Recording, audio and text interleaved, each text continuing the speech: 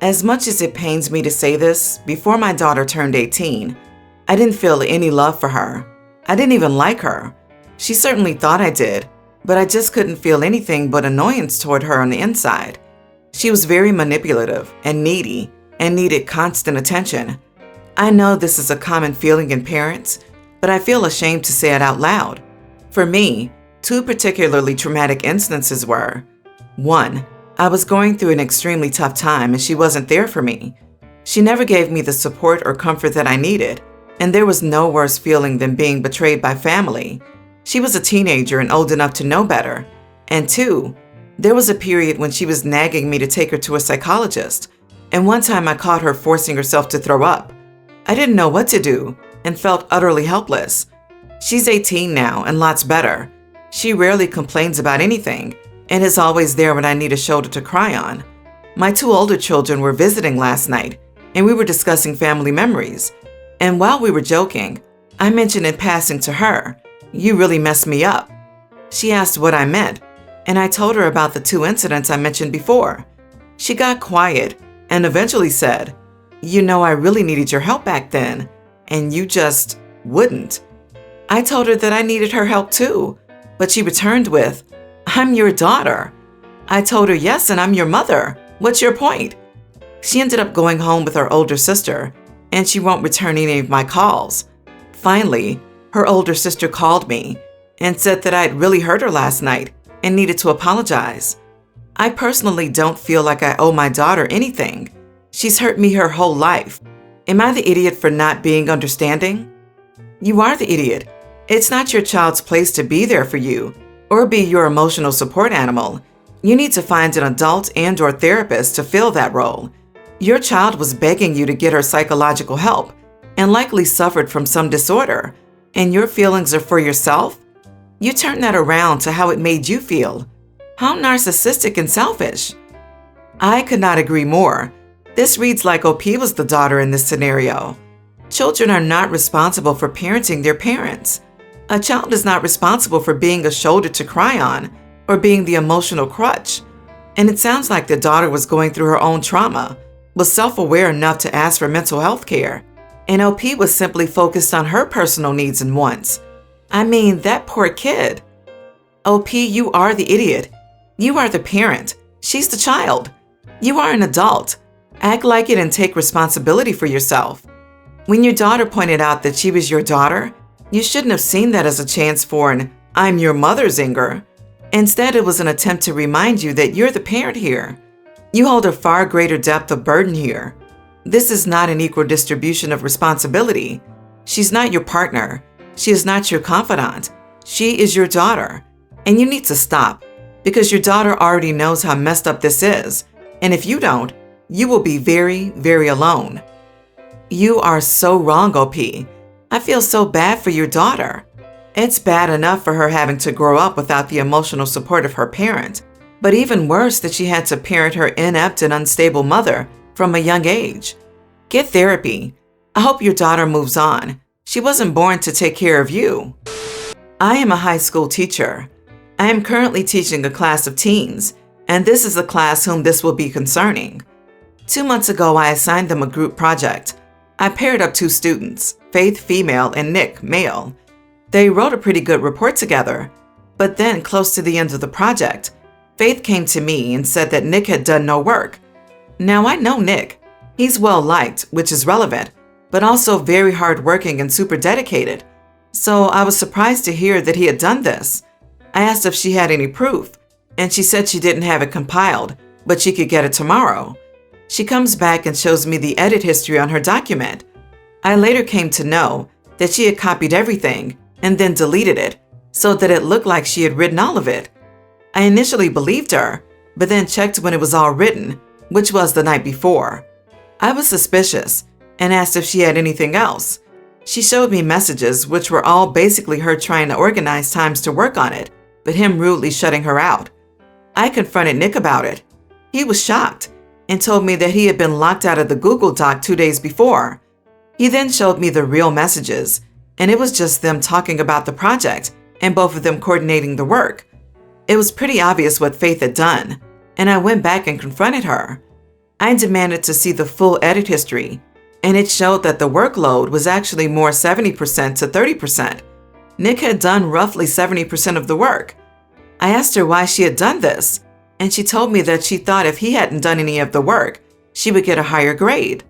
I was angry because if I had believed her, it's literally a 0% grade for Nick, and his average would have been completely wrecked. I took this to the principal, and she was given a 4-day school suspension.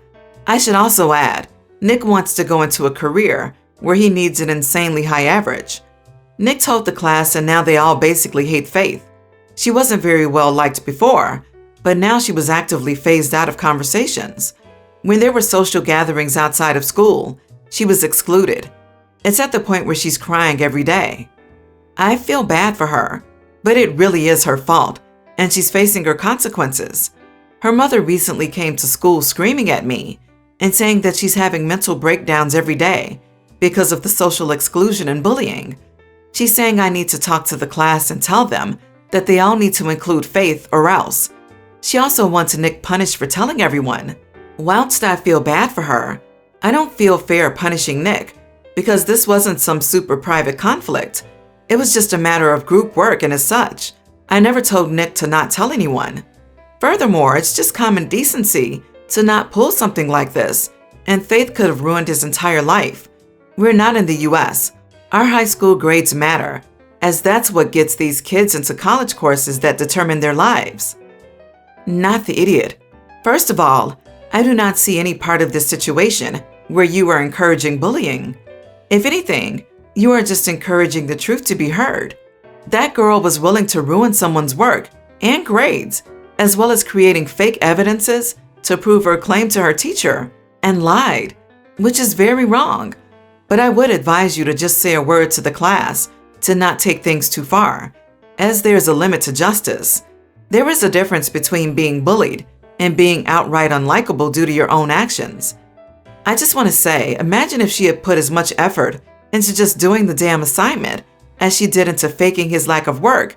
She might have actually just passed with a good grade, and nobody would be having a bad time. She played herself hard here. Not the idiot. I'm not sure how you can force a group of teens to include someone in their social activities. Unfortunately for her, it's a case of play stupid games, win stupid prizes. I would probably escalate the issue to the school leadership team. She essentially tried to cheat on an assignment, and now her mother has made a complaint. Her mother will likely escalate the matter herself if things don't change.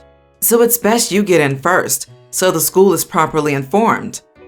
Everyone's the idiot. Your job is to educate and support the children. Faith sucks for obvious reasons, but you pretty much washed your hands of the matter. You did not discuss the issue of academic integrity. You did not reach her to know if she had been having issues. If her parents pressure her for grades or encourage cheating, you did not address the matter with your students. She was suspended and not given guidance and opportunity for apologies and reparations. You do not need to like her, but you still have responsibilities to fulfill. My son, 26, and stepdaughter, 27, have been dating for 4 years. I'm not really comfortable with that because my stepdaughter and I grew very close, as she has no mother, and we consider each other mother and daughter. However, I know my son and stepdaughter never considered themselves siblings because they met when they were adults, so I tried to keep my opinion to myself. They recently told us they want to get married and have a baby. The thing is, where we live, civil law stands to prevent it, not in the US. Therefore, two legally related people cannot marry, and if they have aid together, they could have some trouble getting both parents on the birth certificate. We did not adopt our stepchildren, but the law of my country doesn't care. If there is an alliance bond, it's enough to prevent marriage either way. There are ways to be allowed to marry and recognized as the second parents, but they are long years and expansive. Consequently, they asked us to divorce so they could both be legal parents to their future children. We were caught off guard and straight up said no, due to the shock. This led to an argument between us four, and they left. I wrote to them a few days later to ask for a bit more time so my husband and I could figure it out. They coldly answered there was nothing to figure out, and it was a yes or no answer. I'm torn. I don't want to hurt my kids, but I don't want a divorce either. Being married to my husband is important for me. They knew they were step-siblings when they started dating. They should have known what to expect. I'm really sorry for them, but I feel what they're asking is really unfair to us. And despite thinking of it a lot, I don't see how to solve the problem in a fair way. I told friends about it, and they've been calling me selfish because my husband and I already lived our life, and it wouldn't change anything for us to be divorced when we are married prevents our children from starting a family. Not the idiot. That's like asking you to give them your house or all of your money because you already lived your lives, and they feel like they need it more. Why can't they move if they want to be together so badly? I get that your local laws are restricting, but there are other places to live. I agree, but it's more than just that. Marriage is not only important socially and symbolically, it's also a legal union. A divorce can affect their taxes, insurance, legal rights if someone gets injured, inheritance, the list goes on. This is a huge ask. You gave them your answer. It's on them to find an alternative way. I don't know what country you're in, but based on your summary, not the idiot. You're allowed to want to stay married, and being divorced could be very complicated and damaging, depending on what inheritance and other relevant laws apply in your jurisdiction. However, if you were divorced, you wouldn't be next of kin, or be able to get medical information, or potentially even lose your estates to one another. I totally understand why your kids wish they weren't step-siblings, but it sounds like they should move to another country. Everyone's the idiot here. I can't believe people say OP has no fault in this. OP tolerated the step-siblings relationship initially, knowing it wasn't allowed, but overlooked it because it didn't affect them directly. To be honest, this should have been shut down at the start. It should never have gotten this far. But it wasn't, so OP reaps what they previously sowed. I have 2 kids with my ex. We separated but never divorced when our youngest was a year old. However, this year my ex asked me if I would bring the kids to see him instead of coming to collect them to save him from quarantine twice. Honestly, spending my summer with my ex was not on my to-do list, but I agreed to it for the sake of the kids. I mostly spent time with my sister-in-law and some old friends I hadn't seen since I left, while my ex spent time with the kids, like he normally would during the summer. My ex has had a girlfriend, Amanda, for the past 2 years. I knew her from when we were married, but I'd only seen her twice since they started dating. She doesn't seem to like me very much anymore because she thinks I'm the reason we aren't divorced yet, when the truth is that my ex is the one who doesn't want to get divorced. The problem started when we all went to stay at my in-laws' house. My father-in-law told their chef to ask me what we wanted to eat for dinner. Amanda said seafood before I had a chance to respond. I asked the chef not to make that as my youngest wouldn't eat seafood and asked him to make something with chicken instead. Amanda got angry at me and told me she was part of the family now, and since I was the ex, I didn't get to make these types of decisions, and as a guest, I should just be happy to be fed. I replied, well, technically I'm still the wife, so that makes you… never mind. Before she could respond, I asked the chef to please make something the kids could eat too. He agreed, and nobody ate seafood. The entire dinner, Amanda was glaring at me, and afterward my ex came to speak to me about it, but he seemed to find the whole thing funny. Amanda stayed angry at me for the remainder of the trip. Am I the idiot? Not the idiot. Firstly, how can she say that you don't get to make that decision? Your father-in-law is the host, and he asked you to choose. So at that point, you are exactly the person who gets to make that decision.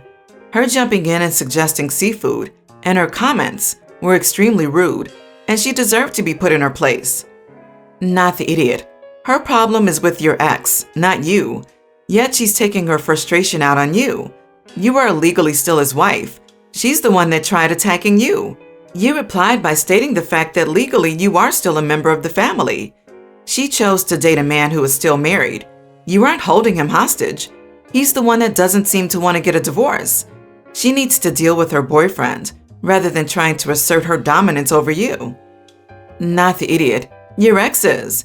He can't seem to make up his mind about what he wants regarding the marriage, despite it being obvious. And I'm curious if he isn't willing to divorce for a plenitude of reasons. Financial, status, cultural, etc. fully. This leaves you strung along and does the same to the girlfriend. In this situation, father-in-law asked you what to have prepared, and she tried to assert herself and failed miserably, which embarrassed her. Your comment when she tried to step up was sublime and on point. You were good enough to take your kids to visit him and suffer having to endure the visit yourself on their behalf. I, 22 female, am 6 weeks pregnant.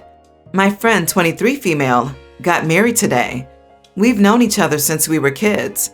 2 weeks ago, I told friend I'm pregnant, a few weeks at the time. Due to a list of medical reasons, I won't be keeping it. Friend knows that I'm pregnant and knows all the medical crap as well.